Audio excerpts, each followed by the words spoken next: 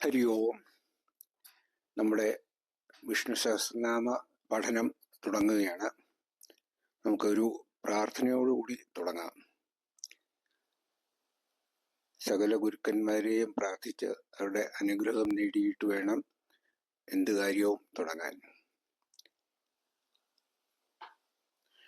ഓം ശ്രീ ഗണേശായ നമഃ. സദാശിവസമാരംഭാം ശങ്കരാചാര്യമധ്യമാം അസ്മദാചാര്യപര്യന്താം വന്ദേ ഗുരുപരമ്പരാം.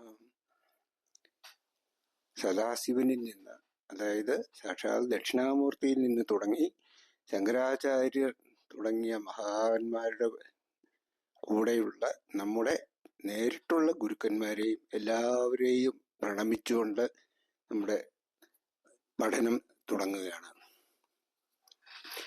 ആദ്യമായി സഹസ്രനാമം എന്ന് പറഞ്ഞാൽ എന്താണ് അതിന്റെ പ്രാധാന്യം, എന്താണ് അതിന്റെ അർത്ഥം എന്നുള്ളതിനെ കുറിച്ച് ഒരു ചെറിയൊരു അവതാരിക കാണാം. ഇന്ത്യൻ സാംസ്കാരിക പശ്ചാത്തലത്തിൽ ഭഗവാന്റെ നാമം ജപിക്കുന്നവരെ ഒക്കെ ഭക്തന്മാരായിട്ടാണ് നമ്മൾ കാണുന്നത്. എത്ര കൂടുതൽ നാമം ജപിക്കുന്നോ അത്രയും വലിയ ഭക്തരായിരിക്കും എന്നാണ് എല്ലാവരും സാധാരണ പറയുക. എന്നാൽ സമൂഹത്തിൽ ഉയർന്ന സ്ഥാനവും അംഗീകാരവും പ്രത്യേക കഴിവുകളൊക്കെ ഉള്ള പലരെയും നമ്മൾ പലരും ആരാധിക്കുന്നുണ്ടാകാം. പക്ഷെ അവർ എത്ര പ്രശസ്തരാണെങ്കിലും, എത്ര അധികാരമുണ്ടെങ്കിലും, എത്ര കഴിവുള്ളവരാണെങ്കിലും, നമ്മളെയൊക്കെ സഹായിക്കുന്നവരൊക്കെ ആണെങ്കിലും അവരുടെ ഒന്നും നാമങ്ങൾ നമ്മൾ ജപിക്കാറില്ല, അവരെ ഒന്നും പൂജിക്കാറുമില്ല. കാരണം ഈ രണ്ടു തരം വ്യക്തികളുടെ, അതായത് ഈശ്വരന്റെയും ഈ സമൂഹ നേതാക്കളുടെയും ഒക്കെ സ്വഭാവത്തിലും അവരുടെ കഴിവിലും ഒക്കെ അടിസ്ഥാനപരമായ വ്യത്യാസങ്ങളുണ്ട്. ഒരാൾ ഒരു സമൂഹ നേതാവോ അല്ലെങ്കിൽ ഒരു വലിയ അധികാരിയോ സിനിമാ നടനോ ഏത് സെലിബ്രിറ്റി ആണെങ്കിലും എത്ര ശക്തനായാലും എന്തൊക്കെ കഴിവുകളും സിദ്ധികളും ഉണ്ടെങ്കിലും അതെല്ലാം പരിമിതമാണ്. അതൊന്നും ശാശ്വതമായിട്ട് നിൽക്കുന്നതല്ല. സമാധാനം, സുരക്ഷ, ആനന്ദം എന്നിവയ്ക്കൊന്നും അവരെ ഒന്നും സ്ഥിരമായിട്ട് നമുക്ക് ആശ്രയിക്കാൻ പറ്റില്ല. മാറി മാറി വരുന്നവരായിരിക്കുമല്ലോ. എന്നാൽ ഭഗവാൻ ആവട്ടെ അനന്തനും സർവശക്തനുമാണ്. അവന്റെ ശക്തിക്കും ഐശ്വര്യങ്ങൾക്കും ഒന്നും ഒരു പരിധിയുമില്ല. ശാശ്വതമായി ലഭ്യനുമാണ്. എപ്പോഴും ഏത് സമയത്തും വിളിച്ചാൽ വിളി കേൾക്കുന്നതാണ് ഈശ്വരൻ. അതുകൊണ്ടാണ് ഈശ്വരനെ ഈശ്വരൻ എന്ന് വിളിക്കുന്നത് തന്നെ. ഈശ്വരൻ എന്ന വാക്കിന്റെ അർത്ഥം ശരിക്കും മനസ്സിലാക്കിയത് ശരിക്കും വ്യക്തമാകും. സംസ്കൃതത്തിൽ ഈസ് എന്ന ധാതുവും വര എന്ന പ്രത്യയവും കൂടെ ചേർന്നിട്ടാണ് ഈശ്വര എന്ന വാക്കുണ്ടായിരിക്കുന്നത്. ഈസ് എന്ന് പറഞ്ഞാൽ അനുഗ്രഹിക്കുക, സംരക്ഷിക്കുക, നിയന്ത്രിക്കുക എന്നൊക്കെയാണ് അർത്ഥം. വര എന്നത് ഒരു പ്രത്യയമാണ്. നമ്മൾ ഈ കമ്പാരിറ്റീവ്, സൂപ്പർലെറ്റീവ് ഒക്കെ ആകാനായിട്ട് തരം, തമം എന്നൊക്കെ ചേർക്കുമല്ലോ. ശ്രേഷ്ഠതരം, ശ്രേഷ്ഠതമം എന്നൊക്കെ പറയുന്നത് പോലെ അതുപോലെ ഒരു പ്രത്യയമാണ് വര എന്നത്.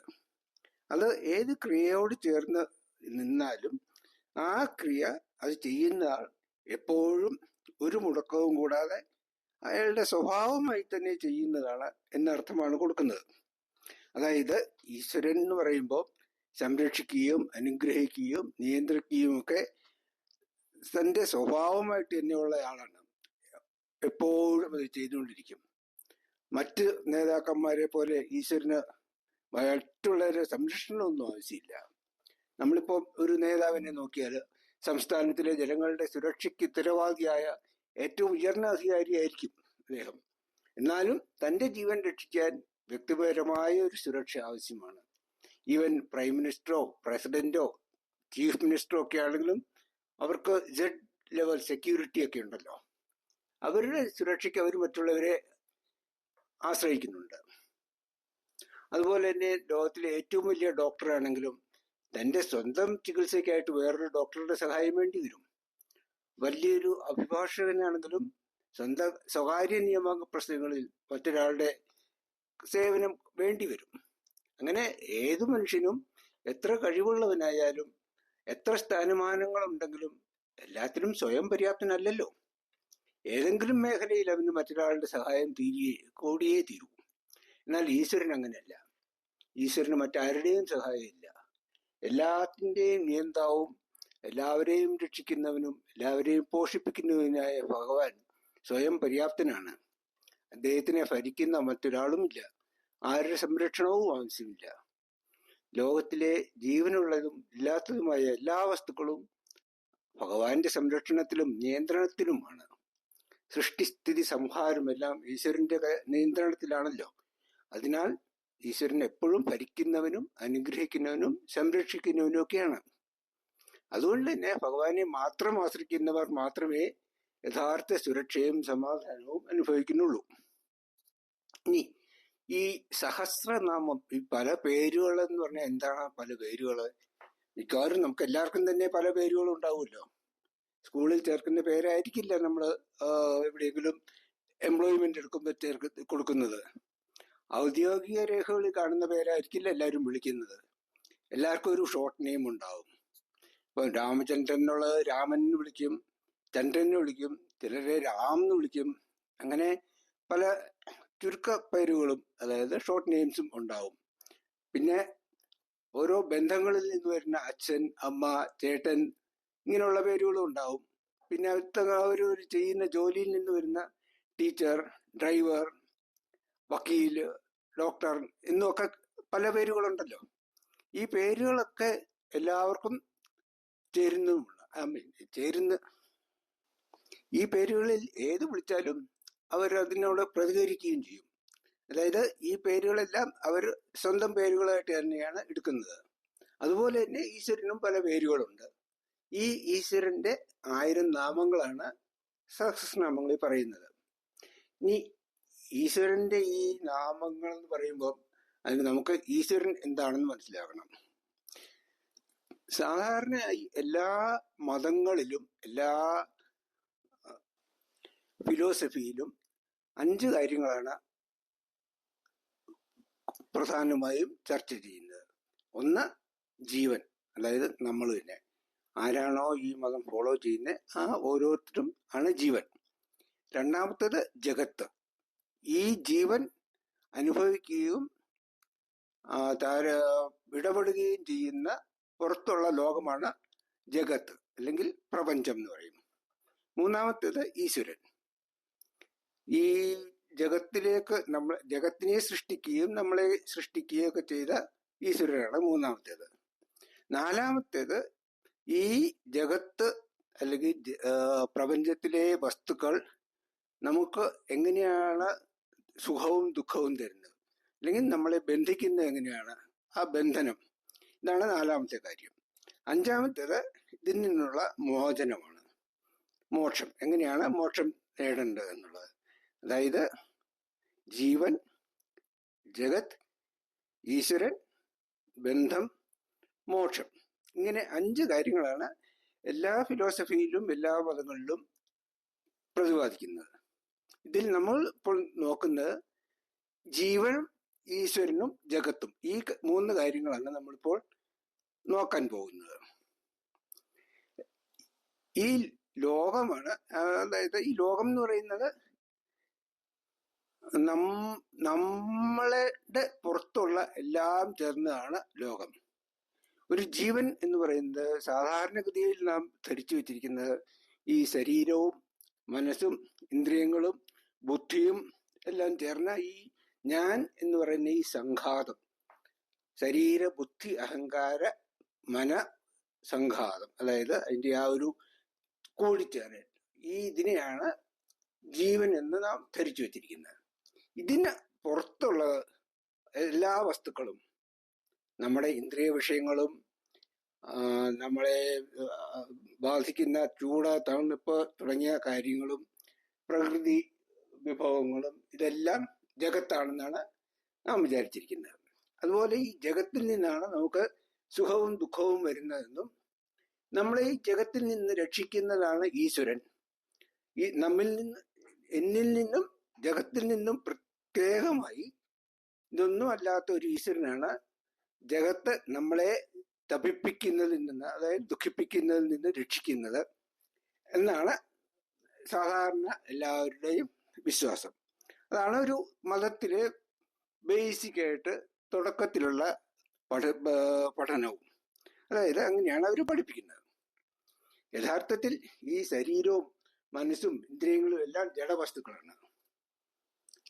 ഭഗവാൻ ശ്രീകൃഷ്ണൻ 13-ാം അധ്യായത്തിൽ ക്ഷേത്രം എന്ന വാക്കിന്റെ വിശദീകരണത്തിൽ പറയുന്നത് ഈ പ്രപഞ്ചത്തിലുള്ള സകല വസ്തുക്കളും ശരീരവും മനസ്സും ബുദ്ധിയും ഇന്ദ്രിയങ്ങളും ഈവൻ നമ്മുടെ മനസ്സിലെ വികാരങ്ങൾ, സുഖ ദുഃഖ ദേഷ്യം സന്തോഷം, ഇതെല്ലാം ജഗത്തിന്റെ, അതായത് ക്ഷേത്രത്തിന്റെ കൂടെയാണ് ഭഗവാൻ കൂട്ടിയിരിക്കുന്നത്. ഇവയെ എല്ലാം അറിയുന്ന, അല്ലെങ്കിൽ ഇതിനെ എല്ലാത്തിനും സാക്ഷിയായി നിൽക്കുന്ന ആ സാക്ഷി ചൈതന്യമാണ് ജീവാത്മാവ്.